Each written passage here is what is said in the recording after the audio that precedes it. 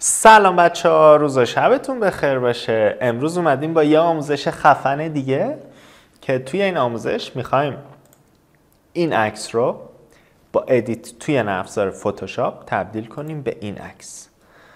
خیلی ادیت خوشگلی میشه. خیلی خوب، بریم برای ادیتمون.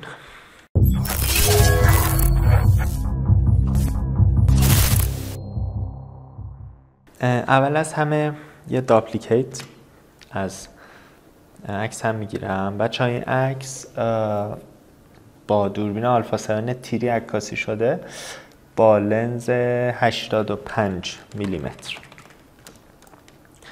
خیلی خوب، اول از همه میریم این جوش هایی که روی صورت مدلمون هست با ابزار چسب زخم حذفش میکنیم.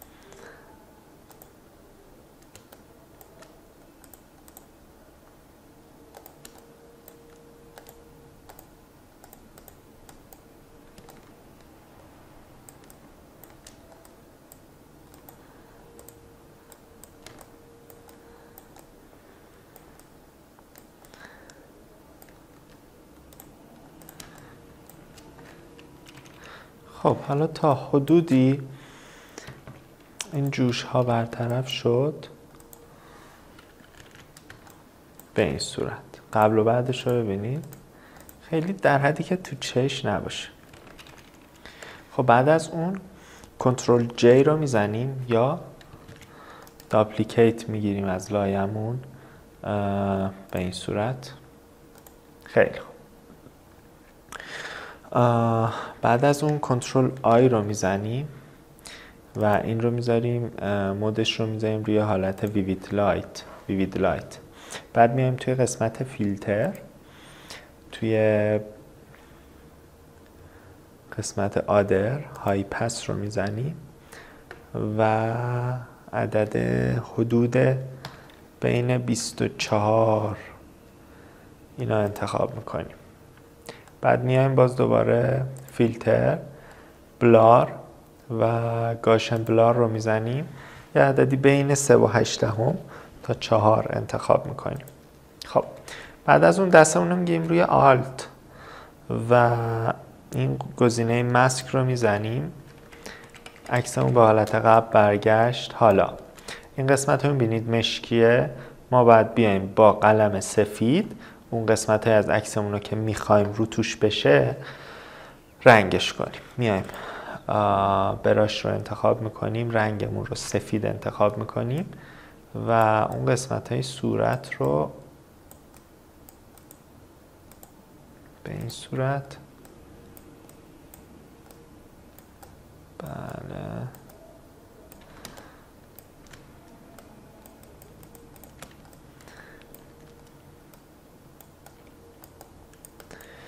بچه بعضی جاها که میبینید مشکی شده باز دوباره بعد بیایم با قلم مشکی اینو حذفش کنیم. خیلی باید طبیعی کار کنیم، یعنی حتی گردنم اگر که پوست صورت رو بخوایم رو توش کنیم، گردنم باید تا حدودی کار بشه.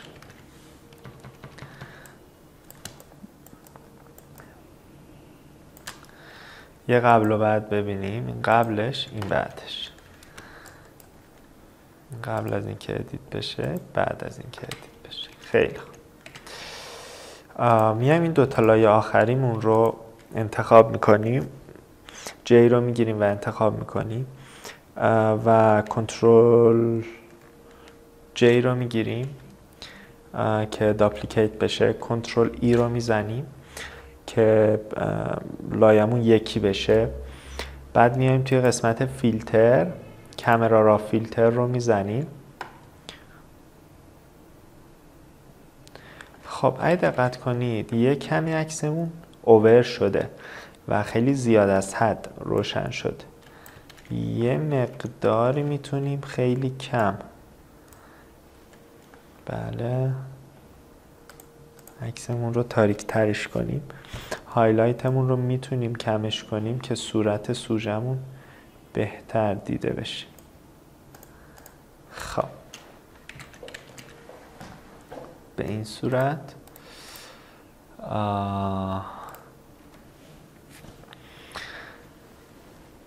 بعد از اون میایم توی قسمت کالر میکسر، توی قسمت سچوریشن. من اول از همه میام سراغ رنگ زرد. رنگ زردم رو اینجا یه کمی میتونم زیادش کنم. میام سراغ رنگ سبز. رنگ سبز رو سچوریشنش رو میتونم زیاد کنم. این عکس عکسیه که حالا دقت کنید این راکت تنیس اون پشته و تیپ اسپورت و ما میخوایم شادابی و نشاط رو توی این عکس نشون بدیم. میام سراغ رنگ بلو، یه کمی سچوریشنش رو زیاد میکنم، لباسش تغییر کنه.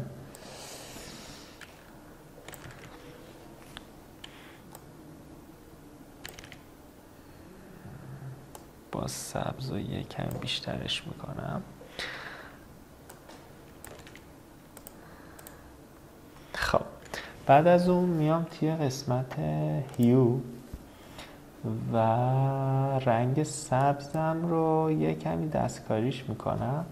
ببینید اگر که ببرم سمت چپ تم عکسم میشه حالت پاییزی، اگر بیارم سمت راست حالت تابستونی خیلی پرنشاط میشه. من سمت در اصل سبز تیره تر رو بیشتر دوست دارم و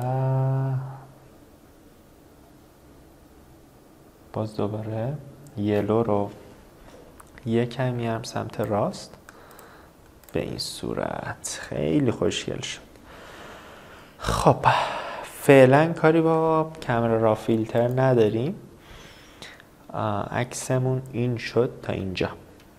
یه قبل و بعد ازش ببینیم. این قبل از ادیت، این بعد از ادیت. خب میام و از قسمت ادجاستمنت یه دونه گرادینت انتخاب میکنم و رنگش رو اول از همه میارم روی حالت رادیال و رنگش رو از دو رنگ حالا آبی و نارنجی استفاده میکنم. خب ببینیم اصلا چی شد. یه بار دیگه بخش این رو باید بیام روی این حالت.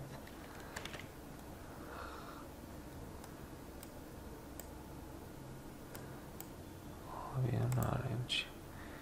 اوکی، مودش رو تغییر میدم به اسکرین.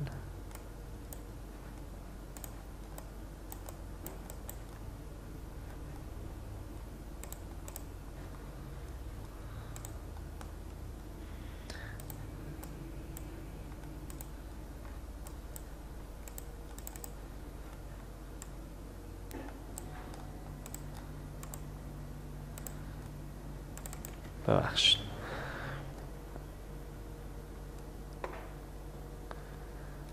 یه کمی آبیمون بیش از حد مصنوعی شد. یه کمی برمیش سمت سفید تا بهتر بشه. خب اینجا میتونم یه کمی اسکیل کارم رو زیاد کنم، بازم بیشتر. آها، به این صورت، به این صورت. اینم یه نوری چه کار میکنم درصدش رو میارم پایین که خیلی مصنوعی نشه. باز قبل و بعد اونو ببینیم. واه چقدر خوشگل شد. خب بعد از اون میام یه دونه کال لوکاپ اضافه میکنم.